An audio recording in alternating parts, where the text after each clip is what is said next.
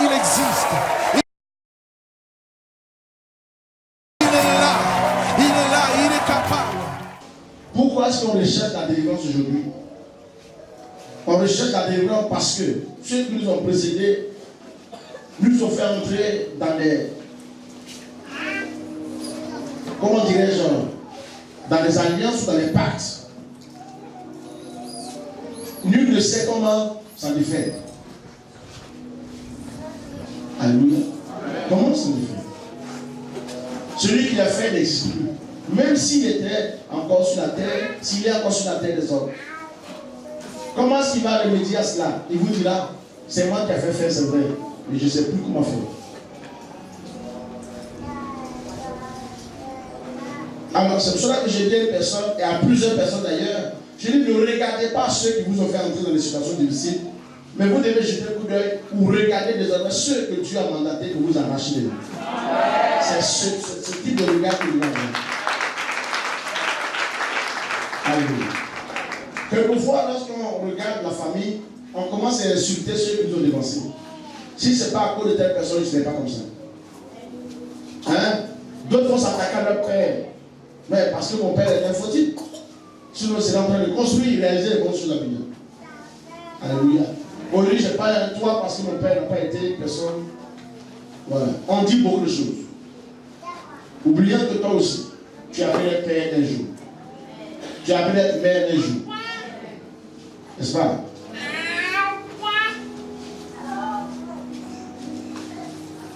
Si ton père, en son vivant, il a créé les conditions pour que toi tu viennes le monde, c'est ce qu'il a fait. Tu as compris? Il a fait aussi. Maintenant que tu es là, débrouille-toi pour t'en sortir. Cherche les voies et moyens et tu vas t'en sortir. Alléluia. Arrête d'insulter les parents qui, eux aussi, à leur époque, ne connaissaient pas grand chose. Amen. C'est à toi, aujourd'hui, de changer les choses. Je crois que tu peux le faire si tu veux. Amen. Alors donc, se mettre en colère contre les êtres humains, ça ne va pas changer les données. Viens là. Alléluia. Pourquoi je dis de ne pas se mettre en colère? J'ai dit que les parents, certains ont tissé des alliances. Ici, on a parlé de plusieurs esprits. Certains ont tissé des alliances avec les démons des airs. Les parents, c'est ce qu'ils ont voulu. Quand ils sont allés voir une bénédiction par la cour, le voyant qui était là à l'époque, il a dit, je veux telle bénédiction, je veux que mes enfants réussissent, je veux la protection de ma famille. Sans savoir avec quel esprit il s'adresse. Alors, celui qui était à l'époque était comme l'intermédiaire, n'a pas tout détaillé, et lui a dit, ok, pour ce que tu as venu chercher, tu peux l'avoir, mais voilà ce que tu dois faire. Mais au lieu d'entrer dans les détails en disant, si jamais tu rentres avec cet esprit, il ne quittera jamais ta famille jusqu'à ce que le monde finisse. Ce monsieur n'a pas dit cela. Vous me comprenez? Donc, celui qui était devant, qui était à la recherche d'un bien-être pour la famille, voudrait simplement que tout réussisse, que la famille aille bien, que le bonheur et la paix viennent dans la famille. C'était un peu ça, son problème. Maintenant, et une fois entré, comment on sort? Si on est revenu, on est entré en contact ou on a tissé des pactes, comment on doit faire pour s'en défaire? Si jamais on ne veut plus. Alléluia. Ah, il dit non, le jour où il signait le pacte, il n'a pas dit, il ne nous a pas détaillé, il n'a pas dit, voilà, on signe le pacte pour 6 ans, pour 30 ans, pour 20 ans, mais il signe le pacte pour toujours. Alléluia. On signe les démons avec lesquels les parents tissaient le pacte, que ce soit l'esprit des aides, si je les prends par exemple, c'est eux qui sont en hauteur, ils vont veiller et ils vont demeurer, n'est-ce pas, protecteurs soi-disant de la famille, et personne ne pourra s'en défaire. Alléluia. Vous acceptez le Seigneur Jésus-Christ, il n'y a pas une séparation, cet esprit dira, c'est pas grave, même s'il avait réussi à accepter Jésus, vous avez le ciel, certes, mais ce qui concerne les bénédictions terrestres, moi je bloque. Parce que j'ai le droit sur vous. Alléluia. Amen. Vous me suivez? Amen. En ce qui concerne le mariage, j'ai le droit. Le voyage, j'ai droit. Vos activités, j'ai droit. L'argent, j'ai droit. L'or et diamants, j'ai droit dessus. Et certains disent, si je dois me rendre sur toi dans ta famille pour poser ta famille, tu me donnes quoi?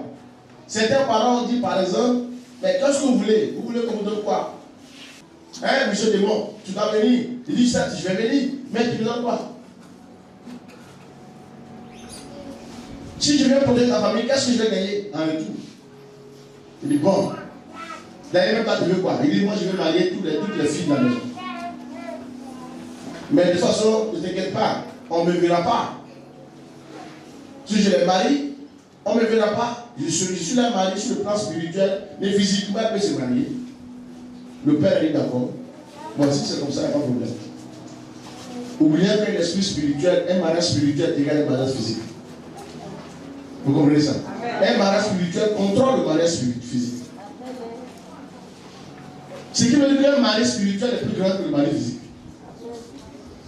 Le père ou le grand-père a dit, il n'y a pas de problème. Et il dit, ok, pour sceller cette alliance, il va falloir me donner du sang. Et certains vont loin en disant, le sang des animaux, c'est pas trop fort. Donne-moi le sang d'un être humain. Ce dernier va courir après les hôpitaux ou bien vont demander à ce qu'ils aient attrapé les enfants ou des personnes les plus faibles, des étrangers, soit dans le village. En tout cas, tout faire apporter du sang. Et on apporte du sang. Et puis voilà, le pacte est tissé et l'esprit se déplace. Ton chef comme roi et il a atterri dans la famille. Ensuite, il revient chef de la famille. Il porte le même nom que tous ceux de la famille. Et aucun ne pourrait dire, toi tu n'es pas de la famille. Parce qu'il est entré légalement dans la famille.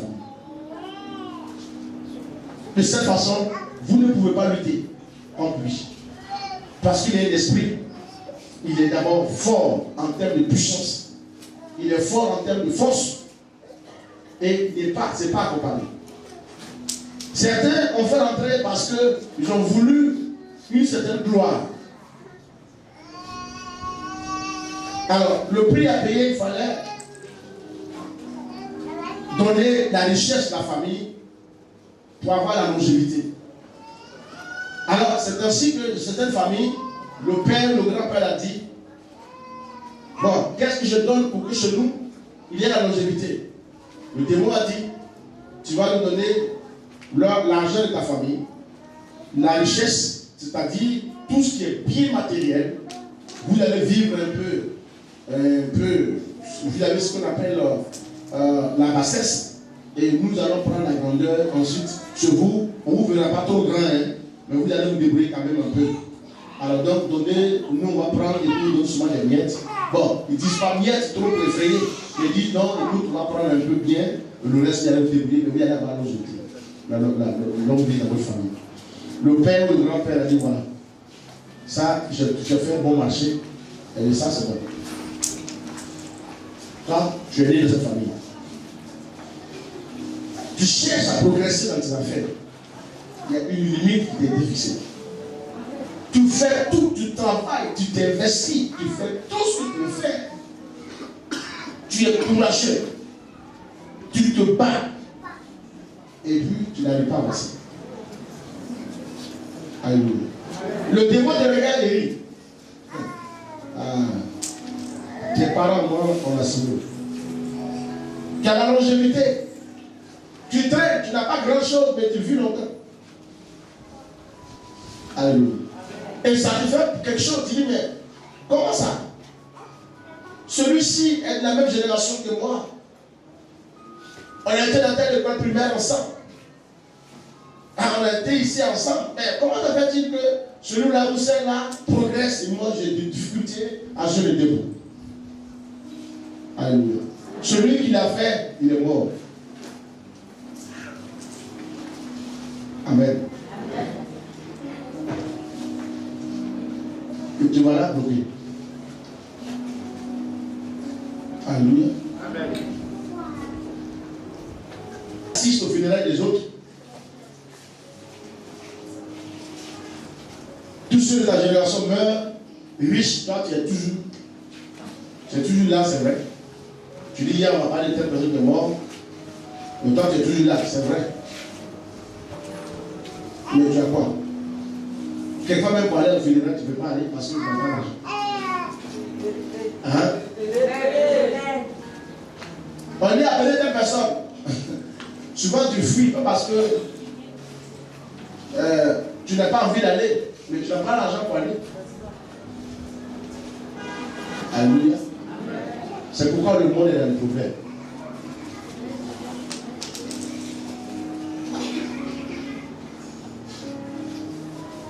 Et si tu n'as pas franchement cherché le bien-être, je vais dire que chercher la porte véritable, tu risques d'être aigri après. Tu as compris? Amen. Tu vas être aigri, il n'y a rien à dire. La colère va t'animer. Tu vas te fâcher contre les autres. Et une fois que le diable a vu cela, toi, il dit voilà, tu deviens un bon élément pour lui. Alléluia. Il cherche à capturer ton âme et il te présente, il dit bon, moi, si tu viens avec moi, je vais te rendre riche. N'est-ce pas? Et la nuit, tu as des songes où tu te déplaces, tu vois des grandes villes, de belles maisons. Tu dis, j'ai rêvé hier, j'étais dans une ville, mon Dieu, j'étais aux États-Unis. C'est que j'ai vu là, c'est joli. Hein? Si je pouvais aller là-bas. Il dit, bon, ça, ce n'est rien. La nuit, je viens te donner quelque chose, tu t'acceptes de prendre. Tu vas voir que tu vas partir aux États-Unis. Alléluia. C'est pourquoi je vais dire à quelqu'un, vivre dans une vie de compromission, c'est de se faire suspendre en l'air. On ne sait pas quand est-ce qu'on va descendre. Alléluia. Amen. Tu es encore là? Amen. C'est pourquoi, lorsque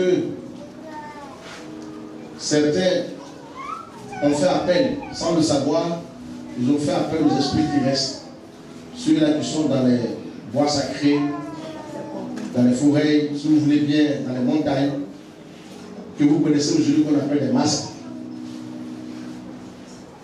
pour protéger soi-disant la famille. Et qu'est-ce qu'ils ont donné? Et toi, petit chrétien, peut-être que tu parles en langue et tu commences à dire je vais tailler, je vais détailler. Hein? Vous priez, je te détaille, je te détaille. Et tu regardes et dis si tu savais qui tu es en train de tailler, tu allais arrêter de tailler, détailler. Tu comprends ça? Voilà, pourquoi? Et donc, quand beaucoup se mettent en prière de ce genre, ils vont dans certains endroits de prière, on ne les a pas amenés à faire la repentance, c'est-à-dire à passer par la voie légale pour déstabiliser ou vous chercher à déstabiliser les esprits, mais on les a envoyés tout de suite dans le combat, tout le champ de bataille. Pour dire, mes parents, de quoi nous avons péché. Dans ce contexte, nous parlons de péché parental. Dieu, il existe.